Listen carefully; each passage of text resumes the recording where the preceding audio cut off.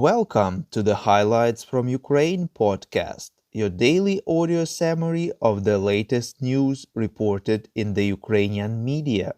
We would really appreciate if you could recommend us to your friends and family as well as share information on social media.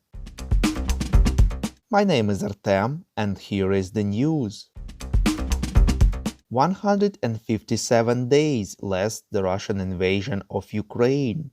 The Russian Defense Ministry announced that it had invited experts from the UN and the International Committee of the Red Cross to the colony at the site of the death of Ukrainian prisoners of war in Olenivka, Donetsk region, reports Espresso. Commissioner of the Verkhovna Rada for Human Rights Dmytro Lubinets demanded from the International Committee of the Red Cross and the UN to allow him to visit the place of the crime, reports Interfax Ukraine.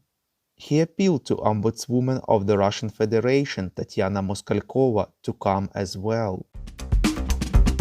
The Russian embassy in the UK tweeted yesterday that militants of the Azov regiment of the Ukrainian army deserve execution, but death not by firing squad but by hanging, because they are not real soldiers.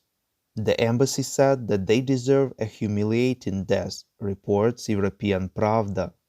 The Ukrainian Foreign Ministry replied that there is no difference between Russian diplomats calling for the execution of Ukrainian prisoners of war and Russian troops doing it in the colony in Olenivka, Donetsk region.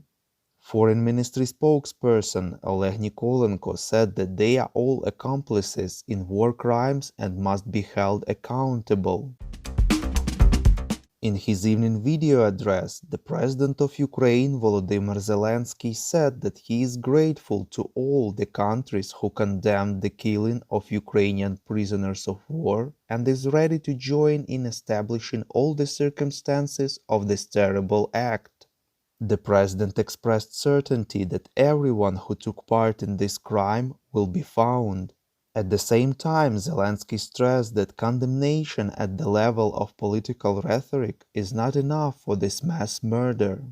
He called to recognize Russia a terrorist state, as it will automatically cut various political and business ties that Russia would maintain otherwise.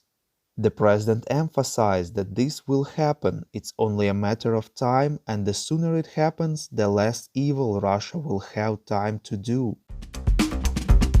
Volodymyr Zelensky called on residents of the Donetsk region to evacuate.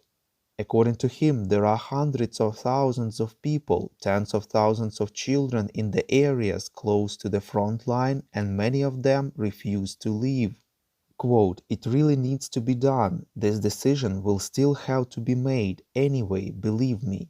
And the sooner it is done, the more people leave the Donetsk region now, the fewer people the Russian army will have time to kill." Unquote. The president called on Ukrainians to talk with those who still remain in the combat zones in Donbas. He stressed that there is a government decision on evacuation from the Donetsk region. Zelensky promised that there will be full support, both logistical and financial, to those who evacuate.